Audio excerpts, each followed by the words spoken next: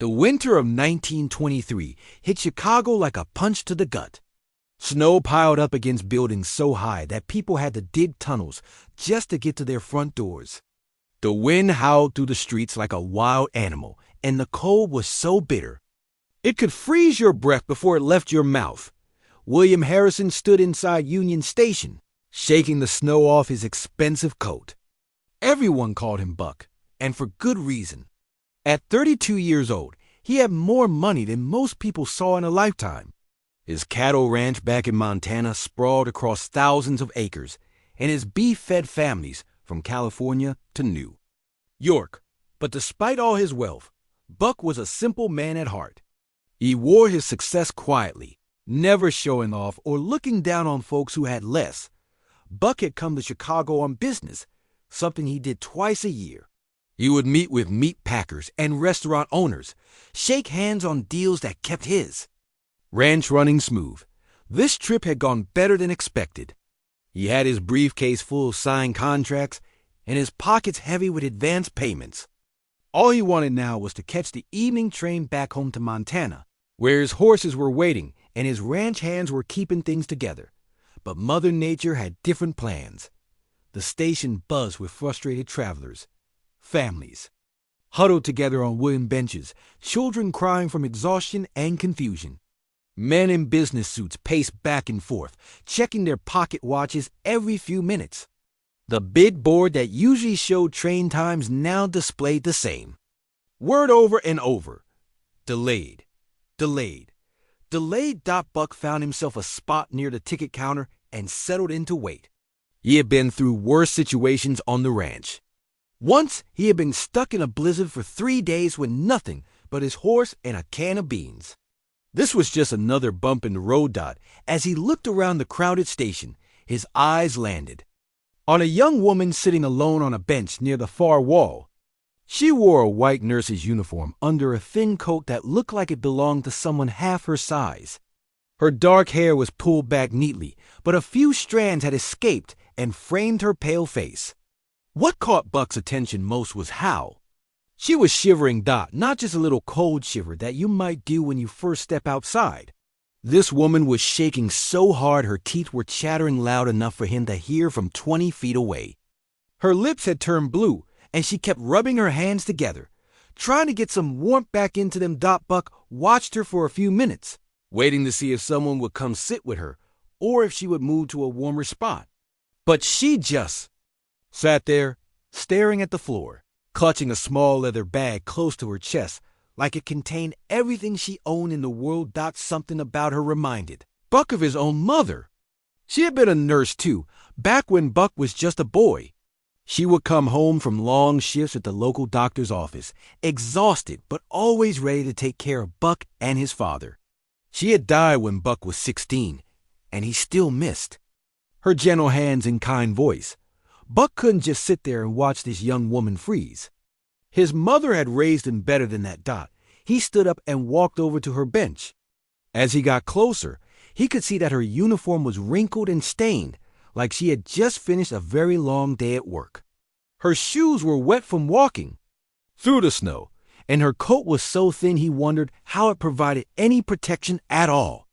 "Excuse me, miss," Buck said softly, not wanting to startle her. "I couldn't help but notice you look pretty cold." The woman looked up at him with tired brown eyes. She studied his face for a moment, probably wondering what this stranger wanted from her. Buck had learned that his size sometimes made people nervous. He stood over 6 feet tall with broad shoulders built from years of ranch work. But his mother had also taught him that a gentle voice could put anyone at ease. "I'm all right, thank you," she said, but her voice shook as much as her body. "Ma'am, with all due respect, you don't look all right. You look like you're about to turn into an ice sculpture." Buck smiled when he said it, hoping to get her to smile back. "My name is Buck Harrison, and I've got this big warm coat that I'm barely using. Would you mind if I offered it to you?" The woman hesitated. Buck could see her thinking it over, probably weighing whether she could trust a strange man in a train station. He didn't blame her for being careful. A woman traveling alone had to watch out for herself.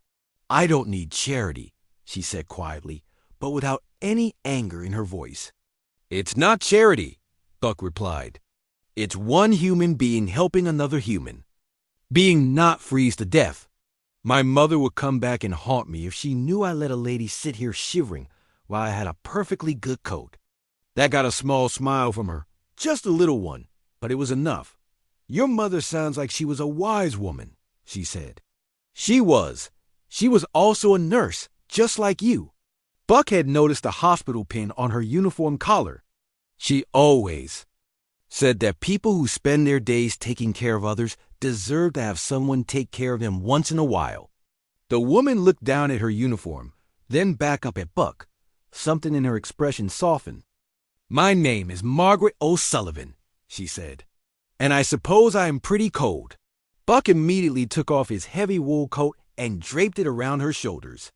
It was so big on her that it almost swallowed her whole, but she pulled it tight and let out a long sigh as the warmth surrounded her. That's much better, she said, and Buck could already see some color returning to her cheeks. Are you waiting for the westbound train too? Buck asked, settling down on the bench beside her, careful to leave plenty of space so she wouldn't feel crowded. Iowa, Margaret said. I'm going home to see my family. Buck noticed she didn't say visit her family. She said see them, and something in the way she said it made him think this wasn't a happy trip. I'm headed to Montana myself, Buck said. Looks like we're both going to be here for a while. They sat in comfortable silence for a few minutes, watching the chaos of the station around them. Buck noticed that Margaret kept checking a small pocket watch, her face growing more worried each time she looked at it. Is everything all right? He asked. Margaret was quiet for so long that Buck thought she wasn't going to answer. When she finally spoke, her voice was barely above a whisper. My father passed away 3 days ago, she said. The funeral is tomorrow morning. I was supposed to be there hours ago. Buck felt his heart drop. No wonder she looked so sad and worried. Here she was, stuck in a train station during one of the worst storms in years, trying to get home to bury her father. I'm real sorry for her. Your loss, Buck said, and he meant it. That's gotta be hard, being stuck here when you need to be with your family. He was all I had left, Margaret said, her voice breaking just a little. My mother died when I was 12. It's just been him and me ever since. Buck understood that kind of loss. He had been close to his father, too, before the old man passed. A few years back. Being alone in the world was a heavy burden to carry. Can I ask you something? Buck said. When was the last time you ate a real meal? Margaret looked confused by the question. I had some crackers this morning before my shift started. That's not a meal. That's a snack, Buck said, standing up. Come on. Let's go find some proper food. There's a diner across the street that stays open all night. We can watch for the train from there, and you can get warmed up with some hot soup. Margaret started to protest, probably worried about the cost, but Buck held up his hand. Before you say no, let me tell you something. I just closed some big deals this week, and I've got more money in my pocket than I know what to do with. Meanwhile, you're sitting here hungry and cold, trying to get home to bury your father. Now, I don't know much about religion, but I'm pretty sure this is exactly the kind of situation where one person is supposed to help another person. So what do you say? Margaret looked at him for a long moment, studying his face again. Buck hoped she could see that he was sincere, that he wasn't trying to take advantage of her or expecting anything in return. All right, she said finally. But just soup, nothing fancy. Buck grinned. Deal, but I can't promise the soup won't be fancy. This is Chicago after all. 3 weeks after that snowy night in Chicago, Buck found himself doing something he had never done before in his 32 years of life. He was sitting at his kitchen table, trying to write a letter to a woman he barely knew but couldn't stop. Thinking about, the train had finally left Chicago at 2 in the morning, and Margaret had made it to Iowa just in time for her father's funeral. They had exchanged addresses before parting ways, but Buck wasn't sure she would really want to hear from him. After all, she was a smart city woman with an important job, and he was just a cowboy who spent most of his time talking to cattle and horses. But something about those few hours they had spent together in that little diner kept playing in his mind. The way she had talked about her patients at the hospital, how her eyes lit up when she described helping a young mother through a difficult birth, the quiet strength in her voice when she spoke about losing her parents, the gentle way she had thanked him for his coat, like no one had been kind to her in a very long time. Buck had dated a few women over the years, but none of them had made him feel like this. Like he wanted to be a better man just because she existed in the world. He started the letter 5 different times before he finally got it right. Dear Margaret, he wrote in his careful handwriting. I hope this letter finds you well, and that you were able to lay your father to rest in peace. I wanted you to know that meeting you that night was the bright spot in what could have been a very long and difficult evening. I keep thinking about our conversation and hoping that you're doing all right. He told her about life on the ranch, about the new foals that had been born that spring, and how the mountain wildflowers were starting to bloom. He described the way the sunrise looked over the Montana hills, and how peaceful it was to sit on his porch with a cup of coffee in the morning. He asked about her work at the hospital and whether she was taking care of herself while she took care of everyone else. Buck read the letter 10 times before he had the courage to mail it. He walked to town and handed it to the postmaster himself, then spent the next 2 weeks wondering if he had made a fool of himself. When Margaret's reply came, Buck's ranch foreman found him reading it under a tree by the creek, grinning like a schoolboy. Dear Buck, she had written, your letter was like sunshine on a very gray day. Thank you for remembering me and for asking about my father. The funeral was beautiful, and I know he would have been pleased. More than that, though, I think he would have liked you. He always said that a person's character shows most clearly in how they treat strangers who can do nothing for them in return. Margaret wrote about returning to work at the hospital, how good it felt to lose herself in helping others during this difficult time. She described the children's ward where she spent most of her time, and how the little ones always managed to smile even when they were sick and scared. She told him about the cramped apartment she shared with 2 other nurses, and how they took turns cooking dinner on their one working burner. But what made Buck's heart race was the last paragraph. I find myself thinking about our conversation more often than I probably should, she wrote. There was something so peaceful about talking with you. In a world that often feels rushed and harsh, you reminded me that there are still truly kind people. I hope you won't think me too forward if I say I would very much like to continue our correspondence, and so began the most unlikely courtship anyone in either Montana or Chicago had ever seen. Buck and Margaret wrote to each other twice a week for the next 8 months. His letters arrived every Tuesday and Friday like clockwork, and hers came back just as regularly. The postmaster in Buck's town started setting aside his mail with a knowing smile, and Margaret's fellow nurses began teasing her about the thick envelopes that arrived with Montana. Postmarks. Buck told her about the ranch in detail that made her feel like she was there with him. He described the way morning mist rose from the pastures, how the cattle moved across the hills like slow rivers, and what it felt like to ride a good horse across open country with nothing but sky ahead. He wrote about his dreams to make the ranch something more than just a business, maybe a place where families could build good lives and children could grow up safe and strong. Margaret shared the realities of her world at the hospital. She wrote about sitting with an elderly man as he died, holding his hand because he had no family left. She described the joy of helping deliver a healthy baby to parents who had waited years for a child. She told him about the other nurses she worked with, women who had given up everything to help others, and how they supported each other through the hardest days. But the letters weren't just about their work. They began sharing pieces of their hearts that they had never shown anyone else. Buck confessed that sometimes the ranch felt empty and lonely. That success didn't mean much when there was no one to share it with. He admitted that he had always been too scared to let anyone get too close, afraid they would want him for his money rather than for who he really was inside. Margaret wrote about the weight of being alone in the world, how exhausting it was to always have to be strong for everyone else.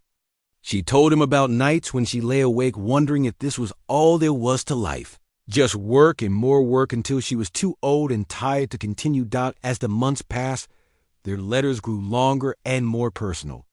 Buck started including small gifts with his letters, pressed wildflowers from the meadows around his ranch, a smooth stone from the creek where he liked to sit and think, a photograph of his favorite horse, a gentle mare named Daisy who had been his companion for 6 years. Margaret sent him things too. A book of poetry that had belonged to her mother, with notes written in the margins. Hand-knitted gloves that she had made during her few spare hours. A sketch she had drawn of the view from the hospital window where she took her breaks, showing the busy Chicago street below. The other ranch hands noticed changes in Buck. He started humming while he worked. He took more care with his appearance, even when he was just going to town for supplies. He talked about things besides cattle and horses, asking questions about the world beyond Montana that he had never cared about before. Margaret's friends at the hospital saw changes in her too. She smiled more often, even during the hardest shifts. She started talking about places she had never seen, describing Montana landscape as if she had walked those hills herself. She began mentioning future plans that extended beyond just the next week or month. As winter approached again, almost a year after they had first met, Buck knew he had to make a decision. He was completely, hopelessly in love with a woman he had spent only a few hours with in person. It seemed crazy, but every letter from Margaret convinced him more that she was the partner he had been waiting for his whole life. One crisp October evening, Buck sat down and wrote the most important letter of his life. "Dearest Margaret," he began, "I have something to ask you that I hope won't frighten you away. This year of writing to you has been the happiest of my life. Through your letters, I feel like I know your heart, and I hope you know mine. I believe we could build something beautiful together, a life that will be bigger and better than either of us could create alone." He told her about the plans he had been making, how he wanted to expand the ranch to include a school and a medical clinic for the families in the area. He described the house he had been building, with extra rooms for children and wide porches perfect for sitting and watching the sunset. He painted a picture of a life where her healing gifts could serve a community that desperately needed them, where his resources could support her dreams of helping people. "I know this must seem sudden," he wrote, "even though we have been corresponding for months. I know I'm asking you to leave everything familiar and take a chance on a life you've never seen. But Margaret, I love you. I love your kindness, your strength, your dedication to helping others. I love the way you see beauty in small things and find hope in dark situations. I would be honored beyond words if you would consent to be my wife." Buck included his grandmother's ring with the letter, a simple gold band with a small but perfect diamond that had been in his family for 3 generations. He mailed it on a Monday morning and then spent the next 2 weeks in agony, wondering if he had ruined everything by moving too fast. Margaret's reply came on a cold Thursday afternoon. Buck's hand shook as he opened the envelope, terrified of what he might find inside. "My dearest Buck," she had written, "your proposal has turned my whole world upside down, but in the most wonderful way possible. I have read your letter a dozen times, and each time I am more certain that my answer is yes, yes, I will marry you. Yes, I will come to Montana. Yes, I will take this leap of faith with you." She wrote about her own dreams, how she had always wanted to work in a place where she could really make a difference in people's lives. She described her excitement about the medical clinic he had mentioned, and her ideas for how they could serve the families in the area. She told him that she had been praying for guidance, and that his letter felt like an answer to those prayers. "I love you too," she concluded. "I love your generous heart, your vision for helping others, and your courage in building something meaningful with your life. I can't wait to see Montana through your eyes and to start building." The train that carried Margaret to Montana in May of 1924 was nothing like the one that had stranded her in Chicago over a year earlier. This time, the weather was perfect, with spring sunshine streaming through the windows and green fields rolling. Passed like a beautiful painting. But Margaret's stomach was tied in knots anyway. She pressed her face to the window as the landscape changed from the flat farmland of the Midwest to the rolling hills and wide open spaces of Montana. Everything looked so different from Chicago. So big, so empty, so far from everything she had ever known. Margaret touched the simple gold band on her finger, Buck's grandmother's ring that she had worn since their wedding 3 days earlier. They had been married in a small ceremony in Chicago with just a few of her fellow nurses as witnesses. Buck had traveled all the way from Montana for the wedding, and seeing him again after a year and a half of letters had been both wonderful and terrifying. He was just as kind and gentle as she remembered, but he seemed even taller and broader than before. His hands were rough from ranch work, and his skin was weathered from years in the sun and wind. When he smiled at her as she walked down the aisle of the little church, Margaret felt her heart skip a beat. She was really doing this. She was really married to this man and moving to a place she had never seen. The train pulled into the small station in Billings just as the sun was setting behind the mountains. Margaret had never seen mountains that big before. They rose up from the prairie like giants, their peaks still covered with snow even though it was late spring. The sky was bigger than any sky she had ever imagined, stretching from horizon to horizon without a single building. The Break It Up. Buck was waiting on the platform with a wagon and 2 horses. He swept Margaret into his arms and spun her around, both of them laughing with nervous excitement. Then he helped her into the wagon and loaded her 3 small suitcases. Everything she owned in the world. The ride to the ranch took 2 hours over dusty roads that seemed to lead nowhere. Margaret had never been anywhere so quiet. In Chicago, there was always noise, traffic, people talking, machinery running. Here, the only sounds were the horses' hooves, the creaking of the wagon wheels, and the wind blowing through the grass.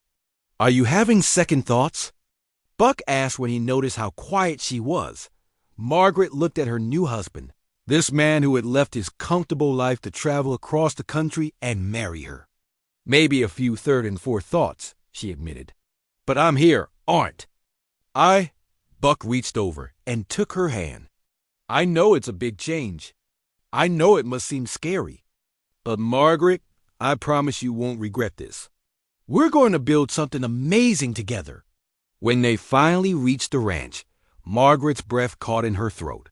The house was bigger than she had expected, a sprawling wooden structure with wide porches and large windows that faced the mountains.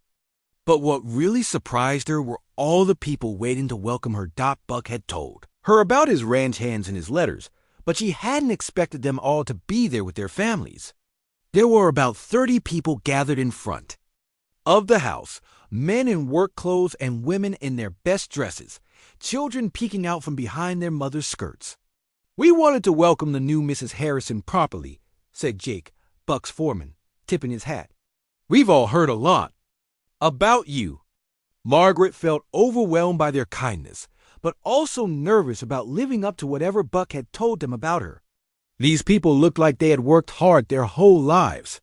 Their hands were rough, their faces weathered by sun, and would they really accept a city nurse who had never lived anywhere but Chicago? The next morning, Margaret got her answer. She was barely finished with breakfast when there was a knock at the door. A young woman stood on the porch, holding a baby who was crying pitifully. "Mrs. Harrison," the woman said, "I'm Rita, Jake's wife.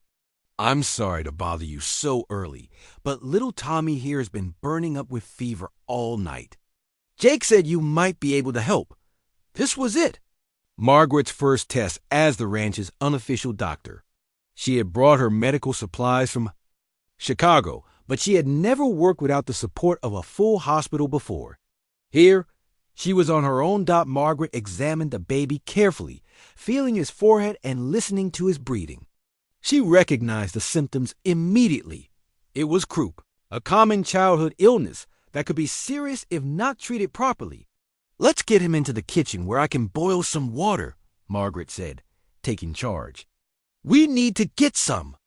Steam into his lungs to help him breathe easier." For the next hour, Margaret worked with the baby while Rita watched anxiously. She created a steam tent using towels and hot water, gave him medicine to bring down the fever, and showed Rita how to keep his airways clear. Gradually, little Tommy's breathing improved and his fever broke. "You saved him," Rita said, tears streaming down her face. "I was so scared we were going to lose him." "He's going to be just fine," Margaret assured her. "But bring him back if he gets worse, and make sure he drinks plenty of fluids." Word of Margaret's success spread quickly through the ranch community. Within a week, she had treated a ranch hand's broken arm, helped deliver a calf that was having trouble being born, and diagnosed a case of appendicitis in one of the neighboring ranchers. That man owed his life to Margaret's quick thinking. She insisted Buck drive him to the nearest doctor immediately, even though it meant a 12-hour round trip. Buck watched his new wife settle into ranch life with a mixture of pride and amazement. He had hoped she would adapt well, but he hadn't expected her to become so essential so quickly. Margaret didn't just treat people's medical problems. She listened to their worries, offered advice about their children, and seemed to know exactly what to say to make someone feel better. But Margaret faced challenges too. The isolation was harder than she had expected. In Chicago, if she needed something, she could walk to a store and buy it. Here, the nearest town was a 2-hour ride away, and if you forgot something important, you might have to wait weeks to get it. The work was also more demanding than she had anticipated. In the hospital, she had worked long shifts, but then she could go home and rest. Here, medical emergencies could happen any time of day or night, and she was the only trained person for miles around. One particularly difficult night in her second month at the ranch, Margaret was awakened by frantic pounding on the door. A neighboring rancher's daughter had been kicked by a horse and was bleeding badly. Margaret grabbed her medical bag and rode through the darkness with Buck to reach the injured girl. The wound was severe, requiring dozens of stitches, and Margaret had to work by lamplight in the family's kitchen. The girl's parents hovered anxiously nearby, while Margaret cleaned the wound and carefully stitched it closed. It took 3 hours, and by the time she was finished, Margaret's hands were shaking from exhaustion and stress. "Will she be all right?" the mother asked. "She have a scar," Margaret said honestly. "But if we keep the wound clean and watch for infection, she should heal completely." She was lucky. A few inches higher and that horse could have killed her. On the ride home, Margaret was quiet, thinking about what would have happened if she hadn't been there. The girl might have bled to death or gotten a terrible infection that could have cost her the leg, or worse. "Having doubts again?" Buck asked gently. "Not doubts exactly," Margaret said. "But I'm starting to understand what I've gotten myself into. These people are depending on me for things I never had to handle alone in Chicago. What if I make a mistake? What if someone dies because I don't know enough?" Buck stopped the wagon and turned to face his wife. "Margaret, you've been here 2 months, and you've already saved at least 3 lives that I know of. Tommy, that rancher with appendicitis, and tonight, the Miller girl. You've treated dozens of other problems that could have gotten serious. If you hadn't been here, this community needed someone like you more than you know.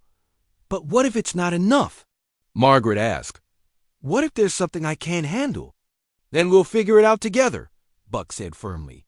"We'll get you more supplies, more books, whatever you need. And if there's ever something too big for one person to handle, we'll find help. But Margaret, you're not alone here. You've got me, and you've got this whole community behind you." As if to prove his point, over the next few months, the ranch families began organizing to support Margaret's medical work. The women formed a group to help prepare supplies and assist with difficult cases. The men built a proper medical clinic in one of the ranch buildings, complete with a surgery table, cabinets for supplies, and even a small room where patients could stay overnight if needed. Margaret was amazed by their generosity and support. These people had very little money, but they gave their time and labor freely to help her help them. She realized that what she had found here wasn't just a husband and a new home. She had found a real community, people who took care of each other through good times and bad. By the end of her first year at the ranch, Margaret had become more than just a local nurse. She was a teacher, showing other women how to handle basic medical emergencies. She was a counselor, listening to people's problems and helping them find solutions. She was a leader in organizing community events and fundraisers for families in need. The year 1930 started like any other year at the Harrison Ranch, but by October, Buck and Margaret's world had turned completely upside down. The stock market crash that shook the entire country hit Montana's ranchers especially hard. Cattle. Prices dropped so low that it cost more to raise a cow than you could sell it for. Banks started closing their doors, taking people's life savings with them. Buck stood in his study one evening, looking at the books that showed their ranch was losing money every month. He had always been careful with finances, but even his savings couldn't last forever if things didn't improve. The big contracts he had counted on were being canceled as restaurants and hotels cut back on expenses. Some of his neighbors had already lost their ranches and moved away, leaving behind empty houses and broken dreams. Margaret found him there, staring out the window at the pastures where their cattle grazed peacefully, unaware that the world around them was falling apart. "How bad is it?" she asked quietly, already knowing from his expression that the news wasn't good. "Bad," Buck admitted. "We can probably hold on for another year, maybe two if we're careful. But if things don't get better soon..." He didn't need to finish the sentence. They both knew what it meant. Margaret sat down beside her husband and took his hand. After 6 years of marriage, she knew Buck well enough to see past his calm exterior to the worry underneath. This ranch wasn't just his business. It was his life, his identity, everything he had worked for since he was a young man. "What about the other families?" Margaret asked.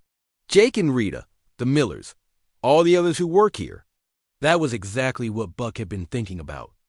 He could probably find work somewhere else if he had to, and Margaret's nursing skills would always be in demand.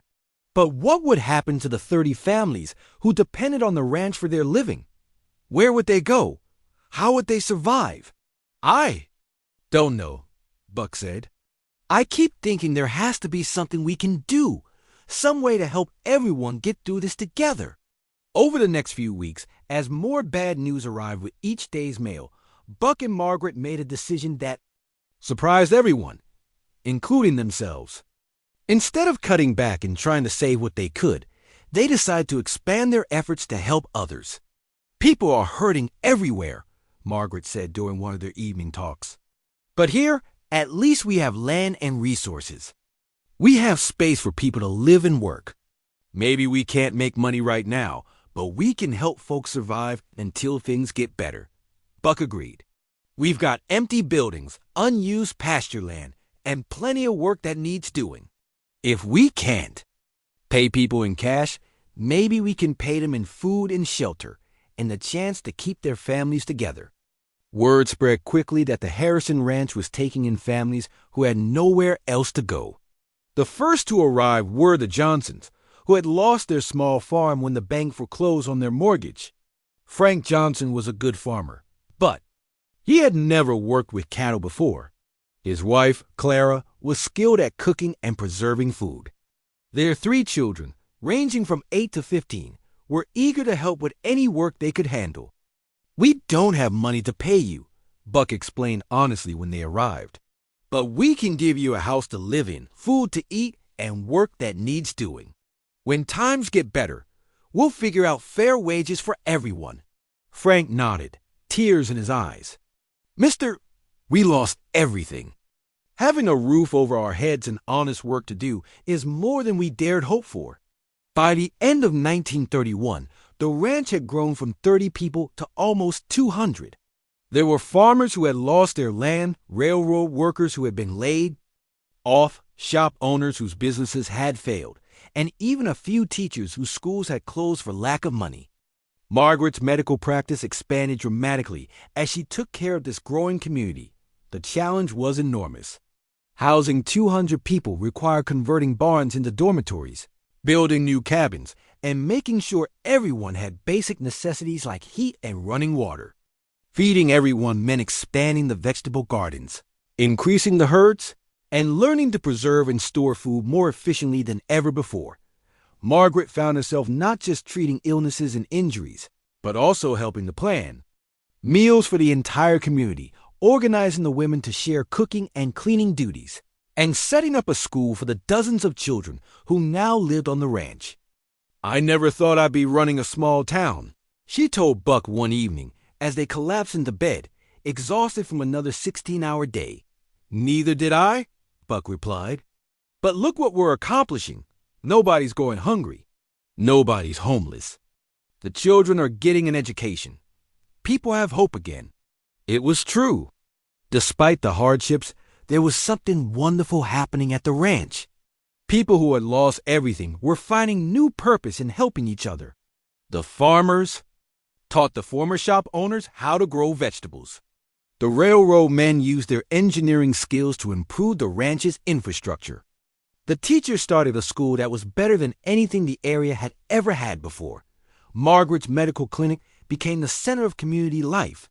She treated everything from broken bones to difficult childbirths, but she also provided a place where people could come to talk about their worries and fears. Her gentle manner and practical advice helped many people through the darkest period of their lives. One particularly harsh winter tested everyone's resolve. Snow piled up so deep that it was impossible to get to town for supplies. The community had to rely entirely on what they had stored and preserved. Food ran low, and everyone had to make do with smaller portions. Margaret worked around the clock during an outbreak of influenza that swept through the ranch. With no way to get to a hospital and limited medical supplies, she had to use every bit of knowledge and skill she possessed to keep people alive. For 3 weeks, she barely slept, moving from house to house, nursing the sick and teaching others how to care for their families. The crisis brought out the best in everyone. People shared their last bit of food with neighbors who were sicker than they were. Healthy adults took turns sitting up all night with sick children who weren't their own. The whole community worked together like one big family, supporting each other through the emergency.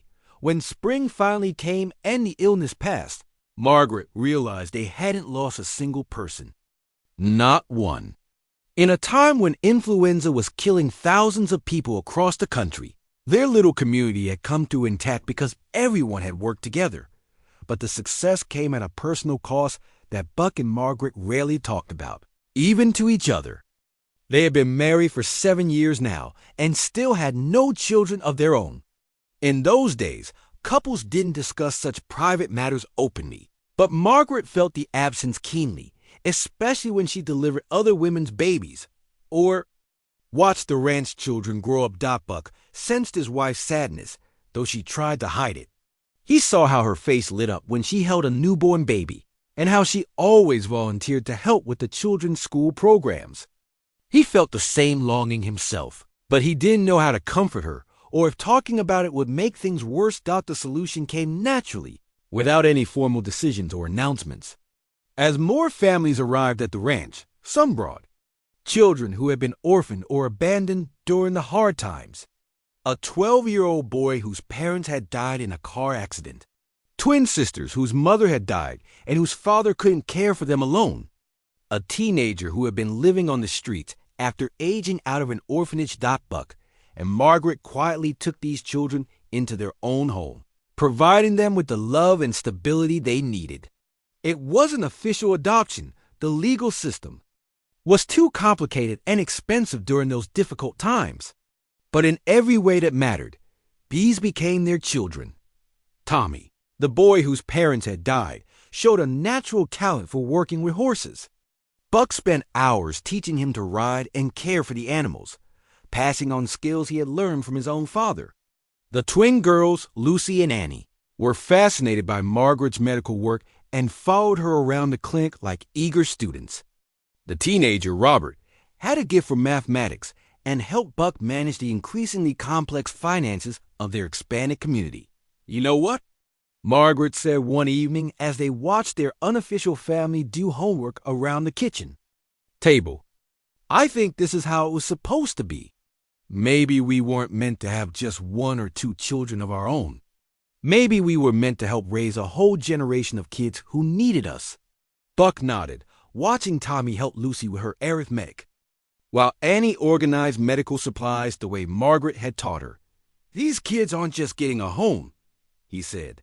"They're learning skills that will help them build better lives. Tommy could run a ranch someday. The girls could become nurses or doctors. Robert could be anything he wants with that mind of his." As the Great Depression continued to grip the country, the Harrison Ranch became known throughout Montana as a place where people could find hope and opportunity.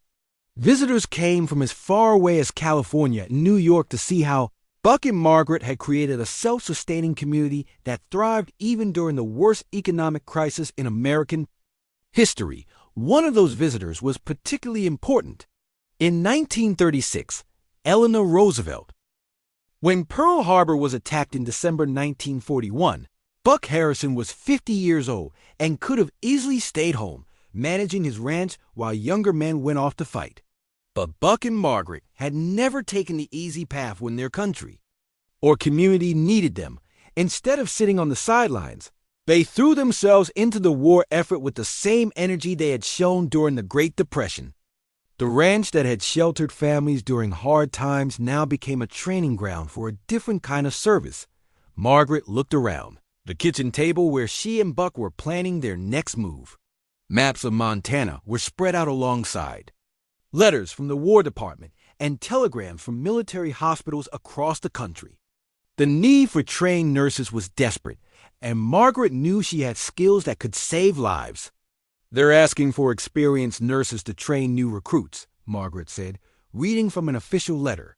"The military hospitals are overwhelmed, and they need people who can teach others quickly and effectively." Buck nodded, studying a telegram about the Army's need for horses and beef.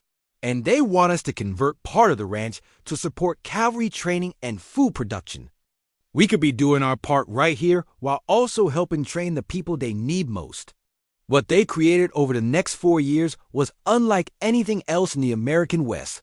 Margaret established what became known as the Harrison Nursing Academy, an intensive training program that could turn farm girls and factory workers into skilled military nurses in just 6 months.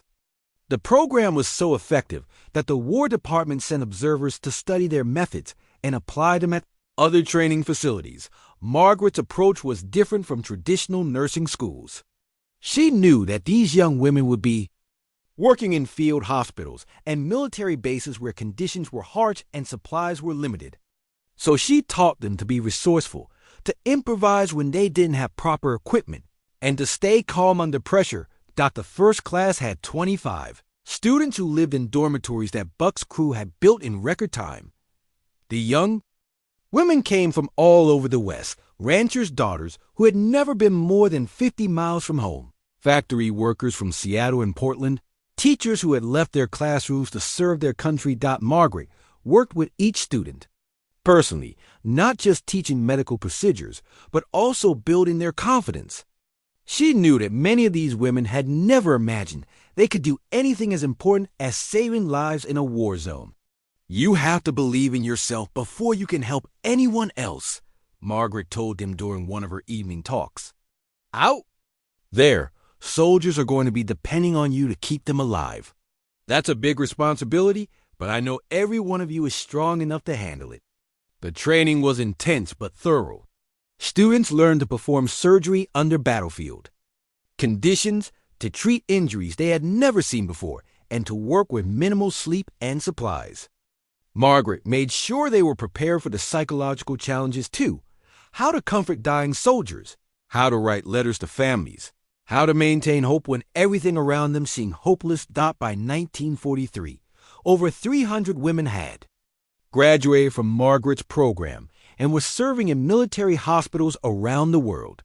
Letters came back from the European and Pacific theaters describing how well prepared the Harrison Graduates were compared to nurses from other programs. One letter particularly moved Margaret. It came from a young woman named Catherine, who was working in a field hospital in Italy. "Mrs. Harrison," she wrote, "yesterday I performed an emergency surgery by candlelight while shells were exploding nearby. I was scared, but I remember what you taught us about staying focused on the patient and trusting our training. The soldier lived, and he's going to see his family again because of what you taught me. Thank you for believing in me when I didn't believe in myself." Meanwhile, Buck was making his own contribution to the war effort. The ranch became a major supplier of beef and horses to the military, but Buck did much more than just fill contracts. He organized the other ranchers in the area to coordinate their efforts, making sure the military got what it needed when it needed it. Buck also opened his land to cavalry training exercises. Young soldiers who had grown up in cities learned to ride horses and care for them under the guidance of Buck's experienced ranch hands. The program was so successful that officers came from as far away as Texas to see how it was run. But the war brought personal challenges too.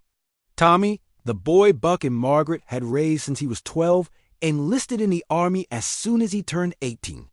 The twin girls, Lucy and Annie, both joined Margaret's nursing program and then went overseas to serve in military hospitals. Robert, their mathematical genius, was recruited by the government to work on classified projects that Buck and Margaret weren't allowed to know about. Watching their unofficial children go off to serve their country was one of the hardest things Buck and Margaret had ever done. They were proud, but they also worried constantly about the dangers these young people were facing. The ranch felt empty without the laughter and energy of the kids they had raised. Buck and Margaret threw themselves even more deeply into their work, but the quiet evenings reminded them of how much their family meant to them. The worst moment came in 1944, when they received a telegram that Tommy had been wounded in the D-Day invasion. For 3 weeks, they had no information about whether he was alive or dead. Margaret could barely concentrate on her teaching, and Buck found himself standing in Tommy's old room, remembering the shy 12-year-old who had grown into such a fine young man. When the letter finally came saying that Tommy was recovering in a hospital in England, both Buck and Margaret cried with relief. He had lost his left leg below the knee, but he was alive and would be coming home. The war finally ended in 1945, and slowly their extended family began to return. Tommy came back with a prosthetic leg and a determination to work with horses. Again, the twins returned with medical experience that amazed even Margaret. Robert came home with stories he still couldn't tell and skills that would help him build a career in the new field of computer technology. But the end of the war didn't mean the probably end of Buck and Margaret's service to their community. If anything, it marked the beginning of their most ambitious project yet. The experience of training nurses during the war had shown Margaret how much good could be done with proper organization and funding. Buck had learned that their ranch could serve as a model for how rural communities could work together to solve big problems. In 1947, they established the Harrison Foundation, using the profits from their wartime contracts to create a permanent organization dedicated to improving rural health care and education. The foundation built hospitals in small towns across Montana, trained teachers and nurses, and provided scholarships for young people who wanted to attend college but couldn't afford it. Margaret's work became the subject of study at medical schools across the country. Her methods for training nurses in difficult conditions were adopted by nursing programs nationwide. She wrote a textbook on rural medicine that remained a standard reference for decades. Buck's innovations in ranch management and community organization influenced agricultural policy at the national level. Government officials came to study how he had created cooperative programs that helped small ranchers survive and thrive. His methods were copied in rural areas across the American West, but perhaps their most important achievement was the example they set for what two people could accomplish when they worked together toward a common goal. Their marriage had become a partnership that created opportunities for thousands of other people. In 1950, they were invited to Washington, D.C. to advise the federal government on rural development programs. President Truman personally thanked them for their service during the war and their continued work to strengthen rural communities. You've shown that America's strength doesn't just come from our big cities or our industries, the president told them. It comes from people like you who build strong communities and give others the chance to succeed. As Buck entered his 60s, his health began to decline. Years of hard physical work and the stress of managing their various projects had taken their toll. Margaret could see that her husband was growing weaker, though he tried to hide it from her. Died in 1957, Buck suffered a heart attack while working with the horses he loved so much. Margaret was with him when he died, holding his hand and telling him how proud she was of everything they had built together. "We did good, didn't we?" Buck whispered as his life ebbed away. "We did more than good," Margaret replied through her tears. "We changed the world." Buck's funeral drew thousands of people from across the country. There were former nursing students who had traveled from every state, ranch families whose lives had been saved during the Depression, and government officials who had worked with him on policy changes. But the most moving tributes came from the ordinary people who had been touched by his kindness and generosity. Margaret continued their work for 3 more years, but her heart was no longer in it without Buck by her side. She died peacefully in 1960, sitting on the porch of the house they had shared, watching the sunset over the mountains they both loved. At her funeral, the governor of Montana declared a state day of mourning.